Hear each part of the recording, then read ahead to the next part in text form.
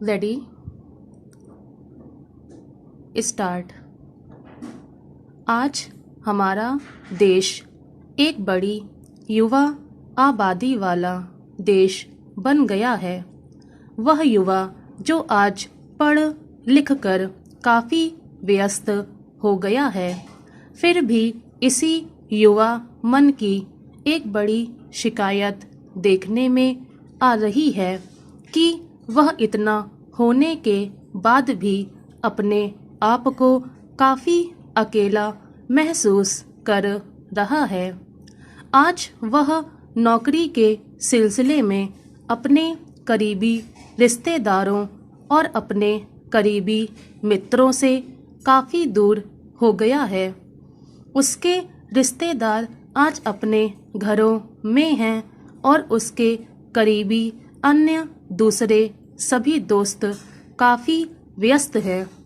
ऐसा लगता है कि किसी के पास भी मिलजुल कर बैठकर बात करने तक के लिए बिल्कुल भी समय नहीं है। अगर बचपन की परवरिश की बात करें तो अभिभावकों ने अपने लाडले को परिवार का नाम रोशन करने के लिए बचपन से ही पढ़ाई में झोंक दिया है। बचपन से ही पढ़ाई ट्यूशन के मकड़ जाल में वह फंस जाता है। इसी कारण उसे माँ बाप से बात करने तक का समय नहीं मिल पाता है। यहाँ तक कि पढ़ाई के चक्कर में वह अपने बचपन के कई खेल तक भूल जाता है। मसलन आज वह कंचे या गुल्ली डंडा या छुपम छुपाई खेलना भूल गया है। पतंगबाजी अब उसे याद नहीं होगा। यहाँ तक कि देर रात जागकर होली जलाने तक का आनंद लेना वह भूल गया है। माँ बाप ने उसे बचपन से ही जिस तरह से करियर के चक्कर में उलझा दिया है, उसने उसे दादा नानी की कहानियाँ भी सुनने का अवसर नहीं दिया है। संयुक्त परिवार में होने वाली मस्तियों को भी वह बिल्कुल भूल गया है। एक बात जरूर है कि माँ बाप ने इसी पढ़ाई के दौरान बचपन में उसे एक नया दोस्त पकड़ा दिया है, जो कि आज सब पर काफ़ी भारी हो गया है। वह है मोबाइल, जिसका शौक उसे छोटी उम्र में ही लगा दिया गया है। मनोरंजन के लिए बचपन में उसे जो खिलौना मोबाइल दिया जाता था, वह आज उसके लिए एक तरह से ऐसा गले पड़ा है कि वह इसके चक्कर में सब कुछ भूल गया है। आज मोबाइल उसे बचपन में खेलने के लिए दिया जाता है ताकि वह रोए नहीं। तब वह ऐसा गले पड़ता है कि उसके युवा होने तक वह एक खतरनाक बम की तरह उसके पीछे लग जाता है और जो उसके सारे रिश्तेदारों, मित्र, नातेदारों आदि सब पर भारी पड़ता है। देखा गया है कि यह मोबाइल इस तरह से किसी युवा के गले पड़ता है कि वह सबसे कट जाता है। उसके लिए वह मोबाइल ही सब कुछ हो जाता है। अगर बच्चा घर पर है तो उसे यहाँ भी इसके सिवा कुछ अच्छा नहीं लगता। घर आए मेहमान तक उसे अच्छे नहीं लगते। 24 घंटे अगर कोई उसे घेरे रहता है तो वह एकमात्र मोबाइल ही है। इस मोबाइल ने उसे उसके अपनों से भी दूर कर दिया है। शक्ति संतुलन अंतर्राष्ट्रीय राजनीति में महत्वपूर्ण भूमिका अदा करता है। इसमें यह प्राथमिकता से सुनिश्चित किया जाता है कि कोई भी शक्ति इतनी प्रबल न हो जाए कि उससे दूसरे राष्ट्रों के हितों की रक्षा न की जा सके। चीन अफ्रीका, मध्य पूर्व, मध्य एशिया और यूरोप के सारे आर्थिक मार्गों को अपने नियंत्रण में करने की कोशिश कर रहा है।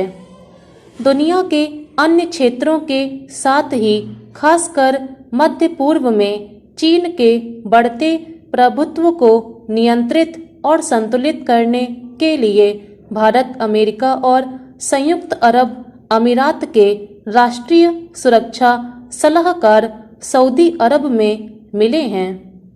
ये तीनों देश इजराइल के समर्थन से कनेक्टिविटी कॉरिडोर के निर्माण की वृहत योजना को साकार करने की दिशा में आगे बढ़ रहे हैं, जो भारत से अरब की खाड़ी से गुजरता हुआ इजराइल, जॉर्डन तक और फिर वहां से यूरोपीय संघ तक विस्तृत होगा।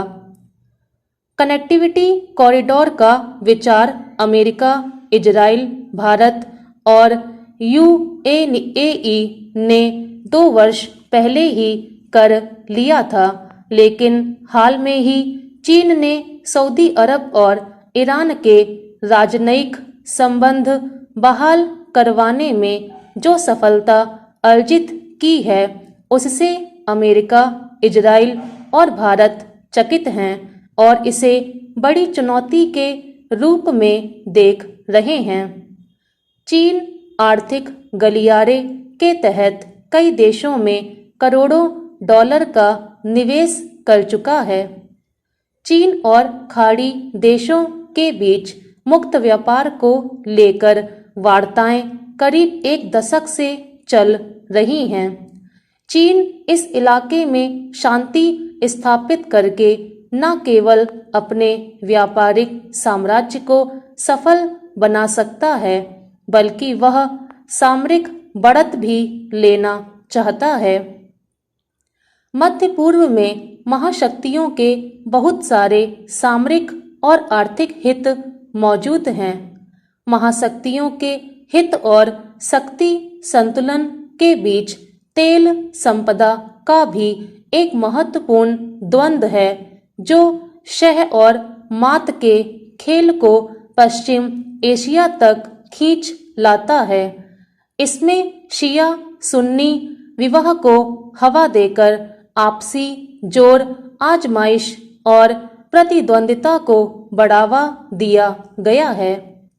विश्व के संपूर्ण उपलब्ध तेल का लगभग 66% ईरान की खाड़ी के आसपास के इलाकों, जिनमें मुख्य रूप से कुवैत, ईरान और सऊदी अरब शामिल हैं, में पाया जाता है।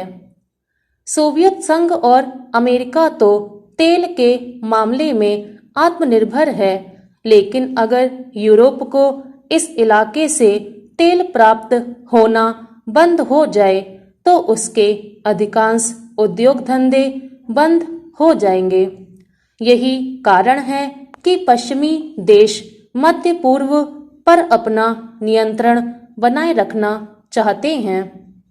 इन सबके बीच मध्य पूर्व में कड़े प्रतिद्वंदियों को जोड़ने की चीन की कोशिशें न तो अमेरिका के लिए व्यक्तिगत स्तर पर फायदेमंद है और न ही इजराइल की सुरक्षा के लिए।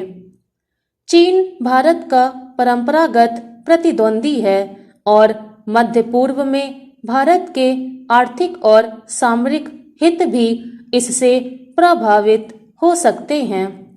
पश्चिम एशिया में लगभग 80 लाख भारतीय निवास करते हैं, जिनमें से केवल संयुक्त अरब अमीरात में इनकी संख्या 25 लाख है। भारत को इस भूभाग में अत्यंत सतर्कता से आगे बढ़ने की आवश्यकता है, क्योंकि ऊर्जा सुरक्षा, खाद्य सुरक्षा, श्रमिक, व्यापार, निवेश और समुद्री सुरक्षा जैसे भारत के कई मूलभूत हित इस क्षेत्र से हैं। चीन और पाकिस्तान, ईरान और सऊदी अरब को साथ मिलाकर भारत की कूटनीतिक समस्याओं को बढ़ा सकते हैं। वहीं इजराइल के लिए परंपरागत देशों का आपस में मिल जाना स्टॉप